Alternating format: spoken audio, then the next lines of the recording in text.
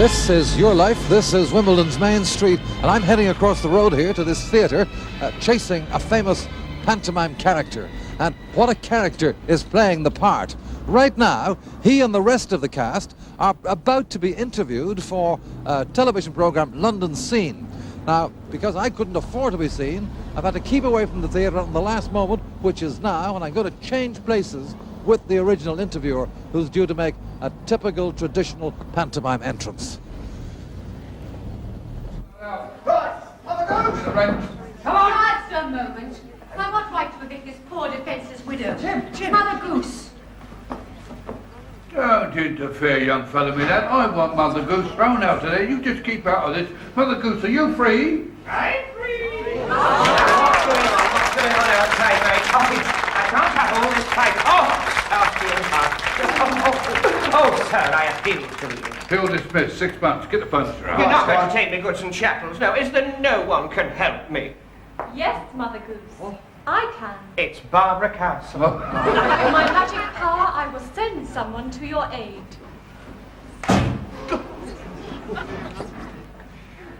Oh. Well. Mother Goose, you weren't expecting me, but I've rushed here to say, are you free? Because tonight, comedy actor John Inman, this is your life. Oh, I hardly recognize you under all that. All right, we're all set with the car outside for the studio. Surprises you can change, of course. Oh, I am glad. Thank you all very much. Thank you indeed.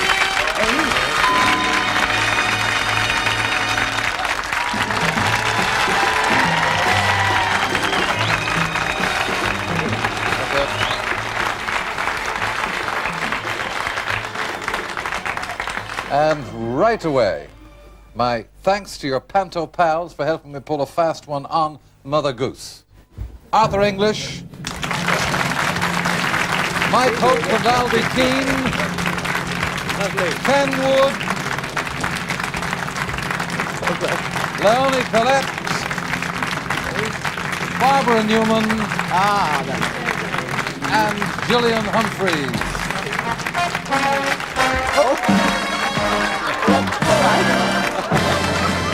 A drunken goose, that's all we need. A drunken goose. So well. I've heard of hissed geese. Well, John Inman, this is your life, and it's the story of a one-time assistant and a gents outfitters in Blackpool who's won the popularity of millions by playing the part of a fictional gents outfitter, Mr. Humphreys, in the BBC comedy series Are You Being Served? Just a moment, sir. I've got a customer here who says he can't come in to be measured for a suit, and could we send him one? What size and colour? Can I have your size and colour, sir? He's white, but he doesn't know his size. Good morning, sir. Oh, yes. Yes. Have you got a tape measure there? Ah, well, if you'll take the measurements, we'll write them down. He's got a nice voice. Arthur English, you play Mr. Harmon in that series. What's it like working with John? Well, you can't really call it work, Eamon. It's fun. It really is. I mean, I've not done... Well, I'm in Are You Being Served, but also doing the pantomime. I've not worked pantomime for about 6 years, but the chance came to work with this guy, and, well, you don't turn up chances to work with real professionals. It's marvellous. Well, now, John, as we've seen, you're starring, as Arthur says, in Panto this Christmas, but here you are, if you look over there, in your very first pantomime starring role at the age of 14 as Widow Twankey in Aladdin at the Claremont School in Blackpool. Ooh, now, Wash Day always got some of the biggest laughs because of a special prop you used. Do you remember? A mangle, is it? Yes. Oh, yes, the mangle. They've still got it, I believe. Have they? I believe so. Well, let's check up. If you continue looking at that screen, we're going to Blackpool now to hear about those days from someone who appeared with you, your brother Jeff, and the teacher who produced that pantomime, Dennis McHarry. There's the mangle. Hello, kid. Remember when you used to put me through this? Well, you wouldn't get me to do it today. This is the same mangle, John, that we made for you when you were playing Widow Twankey all those years ago, remember? I'm still using the same And we're material. still putting boys through. Do you remember the time you put the Mother Goose on at the church? And you made the goose all by yourself? And, well, you got me to go into it with a little peephole at the front. And on opening night, when I walked on, your face was a bit naughty because there was smoke coming through the gills. And it was me having a crafty dragon apart drive. I don't think you were very pleased about that. John, I'm delighted that wonderful early talent you showed and the determination you had to get into theatre at all costs has resulted in your reaching the top and giving us all such wonderful entertainment on television. And with one rub of the magic lamp from Blackpool, they're here. Your former schoolmaster, Dennis McNary. Your brother, Jeff. And with him, of course, your mother, Mary.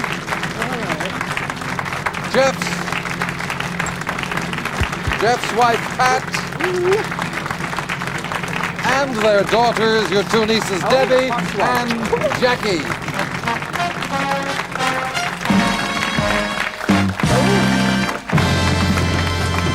Did you bring your hanky? Well, John Inman, this is your life, and you were born Frederick John Inman on June 28, 1935, at 18 Garden Street, Preston, where your late father was a master hairdresser. But you showed very early indications of a stage career. Here you are, age 3. You've been in that tin box, haven't you? Mary, he was in mid-song when that picture was taken, wasn't he? Yes, he was, Eamon. He was always singing and dancing and inventing characters. And the one character he invented was Bill. And he used to use his grandfather's walking cane and go behind the curtain on the door and make his entrance. Bill's here, then dance. Well, John, you go to Cambridge House School in Preston, and even at the age of 5, you're inventing comedy sketches to amuse your school friends. Now, some of those performances took place in the attic of a pal's house and always ended with this song. She'll be coming round the mountains when she comes. She'll be coming round the mountains. That neighbourhood pal in Preston more than 30 years ago, Derek Carwin.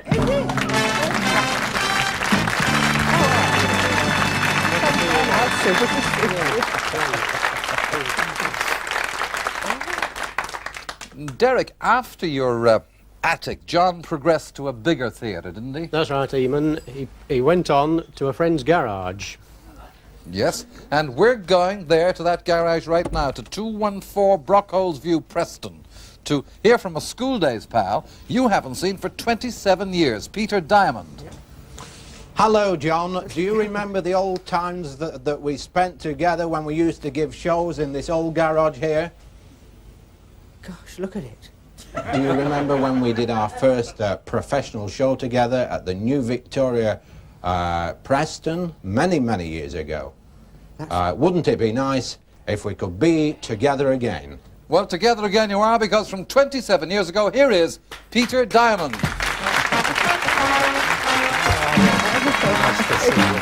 I expected a puff of smoke when What was that show you did with Peter, can you remember? Cinderella. It was, wasn't it? Yes. Yeah, in the garage, you mean?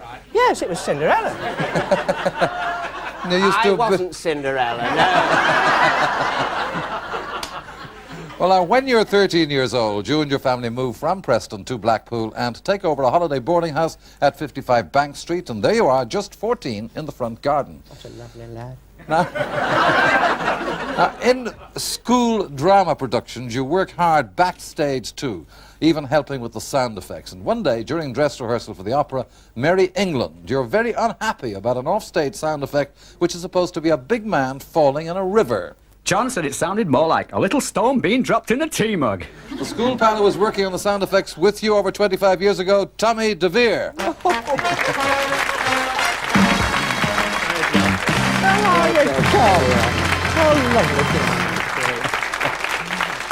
Well, Tommy, exactly how were you and John getting that sound effect? By dropping a stone in a tea mug. Eamon, just like that, you know. I think so. Well, now, Johnny was doing all the criticising. Did he have any answer to that problem? Oh, yes, he did. Just wasn't good enough for you, so he made me go around the school and find a gigantic, big stone to drop it into a big bath, remember? Do you remember?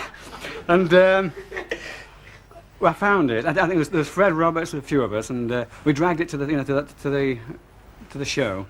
And I think drenched everybody. Yes, I drenched everybody. You know. I remember you saying to me, John. You said, "Great, Tom, great, but you ruined my makeup." Thank you, Tommy DeVere.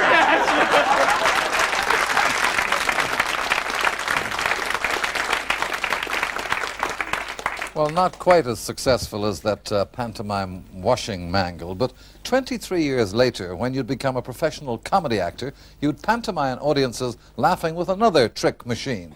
You're appearing in that panto with a star who features you and the machine in his own television show. Now, you walk round, John, if you would, and put your head through the little hole in the middle there. That's right. And then Ali's going to kind of lock it off. This is for your own safety, to keep you in one place, you see. And if I remember rightly, it's very hard to keep you in one place for long. Right, now put your hands there, there's a good one. That's it. And a bit of rope round there, and your other hand through there. That's it. And now put your foot through the hole in the bottom, John.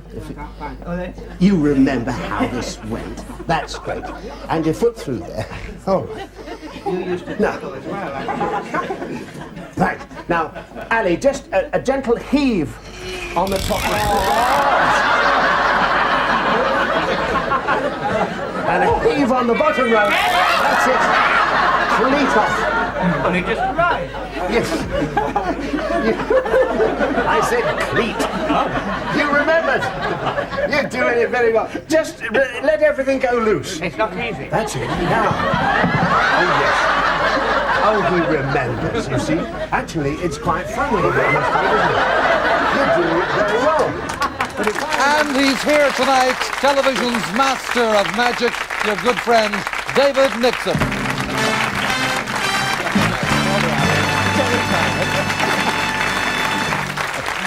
David, do you not think that that trick might be stretching John's talents a little too far? We stretched them a bit further, actually, than that, because at the first rehearsal with Ali, I remember we got his head fixed in the machine, and then we all went off and had a tea break and left him there. I wanted to thank John very much. He was absolutely marvellous to my daughter Mandy, because she was about 11 during that pantomime, and she's very stage-struck, and she loves to be backstage. And John does all his own tatting, you see, all his costumes. He was my daughter, and all the sequins, every sequin in place, immaculate. And Mandy used to go in and learn how to sew, and she's got very good at it. Has she? Thanks to you. I'll get her a job. I need some sequin sewing. I'd like to. The first time she came backstage, we had the show just started, and everybody's walking around in their costumes, and she came into my dressing room and she said, "Daddy, I've just seen a most peculiar-looking lady coming out of the men's toilet." It was him. I think the most important thing to say about John, and I'd like to say it, is that I have never, ever heard him say an unkind or even a critical word about anybody. And it's lovely to see you sitting there. Good luck. Thank always. you very much. Thank you, David Nixon.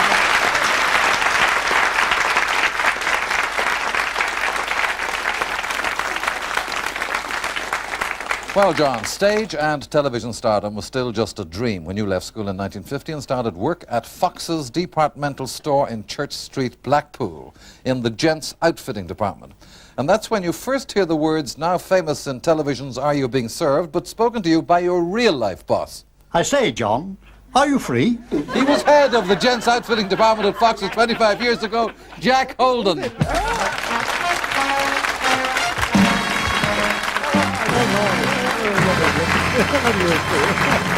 Now, Jack, you trained John how to serve customers. What was he like, you know, working in a real-life departmental store? Well, Inman, he was a jolly good assistant, really.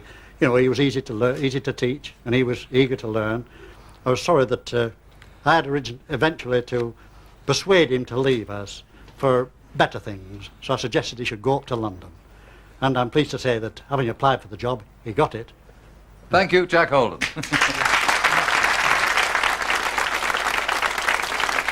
I'm curious, in fact, John, what was the toughest part about being a real-life salesman? Well, I never did any work. You see, Jack was absolutely not. I didn't. I used to make props in the fitting room. And he'd say, there's a customer... Oh, it doesn't matter, I'll see to him. You get on with whatever you're making. It was wonderful. Is that right? Anyhow, you took his advice, and in 1954 you set off for London and a job as a displayman with the famous Austin Reed chain of outfitters. On Fridays each week, you join other members of the staff of the display department at a conference to discuss the week's work. And I remember John was always late. He joined the firm the same time as yourself. You worked there together for 5 years, but it's 20 since you last met. Eddie Whitehouse. Oh. They're digging him up. Lovely to see you again. So, Eddie, what did... I've got one like that. That's quite nice. It's not bad. What? He used to get into trouble for arriving late. Well, anyone else would have done, Eamon, but not John. He used to breeze into the office with the boss and everybody glaring at him for being late, as usual. But he'd soon have everybody falling apart because he'd just look at the boss straight in the eye and he'd say, do you remember what you said, John? No, Tell me. Tell me, I'll write it down. Well, you used to say, what's up, have I missed the start of the big film? Well, John, you were late for the boss's meetings, but he's on time for yours tonight because he's here, your former boss from those days, Roy Dyer.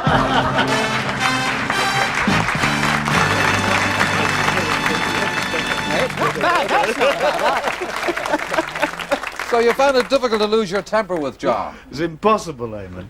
He was so funny. But he was also very good at his job. But I knew he wouldn't stay with us that long because he constantly told us of his real ambition, which was to go on the stage. Thank you, Roy Dyer and Eddie Whitehouse. Thank you. So when you're 21, you make the decision to quit your promising career at Austin Reed's to try to make your living on the stage. After a brief spell in rep, you find yourself out of work, and Jeff, you fixed him up with a job. Where was that? Yes, I was working at a gents outfitters at the time, and I got him fixed up with me, you know. So you're back where you started, John, but not for long. If you can't get a job on stage, you decide to look for a job backstage. And 20 years ago, you go to the Royalty Theatre Chester for an appointment with a man whose decision that day was to prove the turning point in your life. Arthur Lane. Yes, today he lives and works 6,500 miles away in South Africa. But I'm not 6,500 miles away tonight, John. I'm right here. My boy! The man who made that vital decision, we've flown him from his home in Cape Town to be with you tonight, Arthur Lane.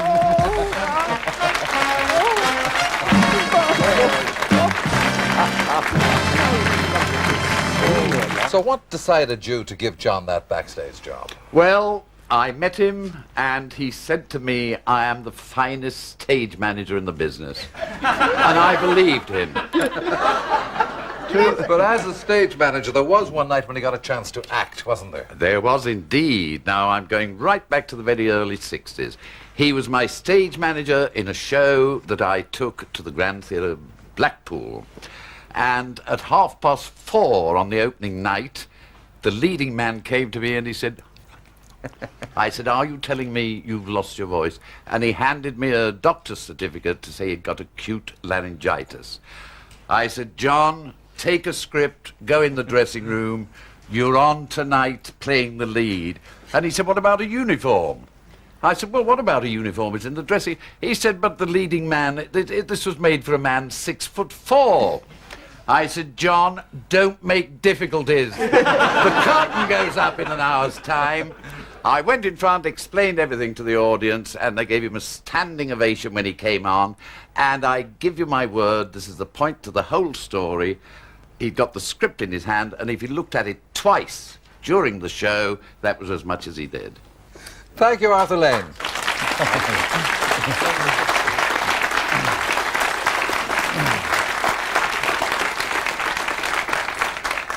And you go on tour with many of Arthur's productions, and 15 years ago you meet up with someone with whom you appear in pantomime every Christmas for 9 years, and in those pantos he always greeted you like this. Has anybody seen my sister? You and he played the Ugly Sisters in many a production of Cinderella all over Britain, as he is again doing so this year at Nottingham. Your great pal, Barry Howard. Oh, you got yourself a new ball.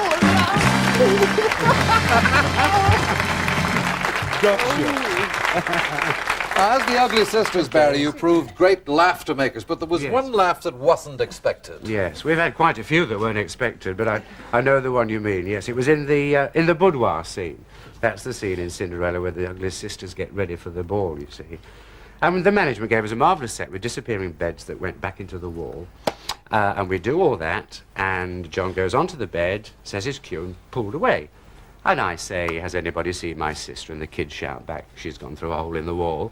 And he comes back, I think the lads backstage have been out for a pint in the interval, because he came back at such a rate of knots, and nearly knocked me over. So I say, you clumsy apeth, you see. And we carry on with the scene, and the audience start to laugh, and we think, my word, this is going well. And I was wearing a pair of very large... Yes? A good bust I had, you see. So I look at him, and he's starting to laugh. So I said, what are you laughing at? She said, well, look at your bosom. Willits, dear. That wasn't the word you used. No. So I said, well, what's the matter with him? He said, well, you've only got one. So we turned round to look for it, and I got a boob at the front and a boob at the back. He'd come back with such force, it had gone round there, and you don't know your own strength. That's the trouble. Kept it in, though, didn't we? Oh, yes. Thank you very hard. Okay.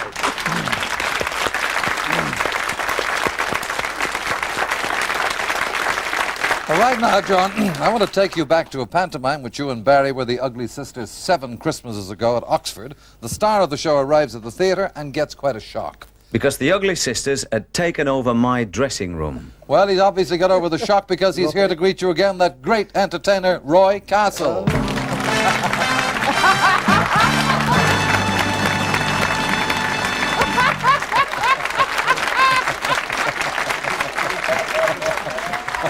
Very good. No, that's not the one. That's not the one. No, it was another one. I was thinking.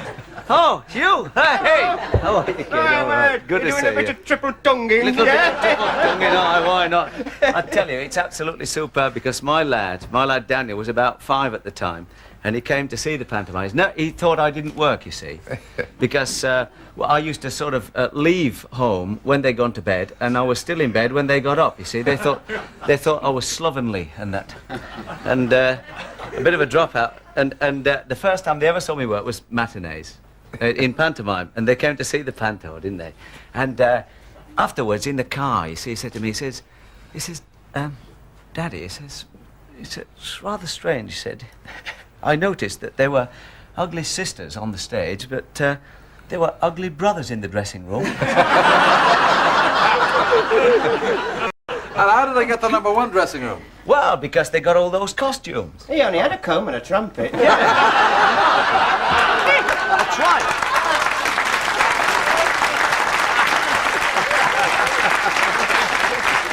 Yeah. And I never even used the comb. Cheers, John. Thanks, Roy Castle.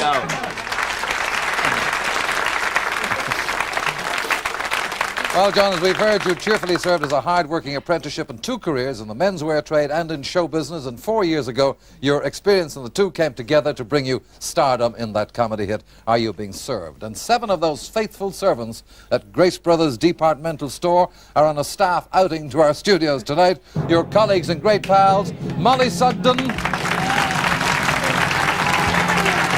Whitney Richard, Arthur Bruff, Nicholas Smith, and Harold Bennett, and with them the 2 men who created the character of Mr. Humphreys for you, the show's writers David Croft and Jeremy Lloyd.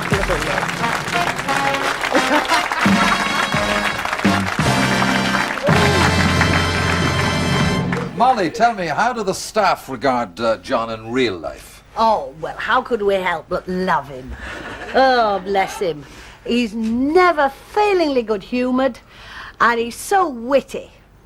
Well, it's more like going to a party than going to work when... Well, with that tribute from your colleagues, John, we end your story, except there's someone else who'd like to add a final word. I have known John for 15 years, and there's nobody in our business who deserves his success more. He's made a last-minute car dash from his own show in Coventry to be here on your special night. That great comedy star, Danny LaRue.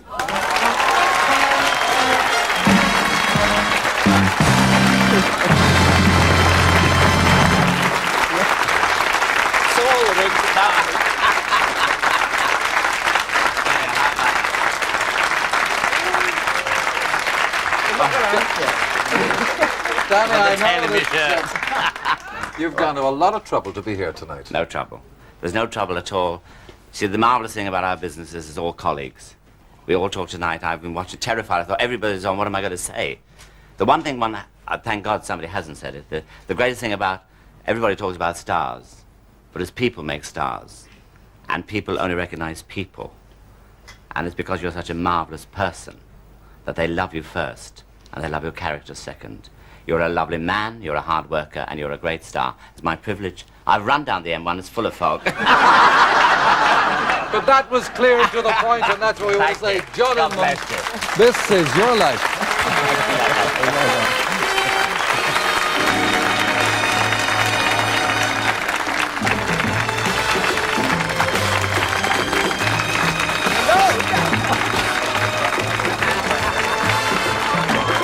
Fill that one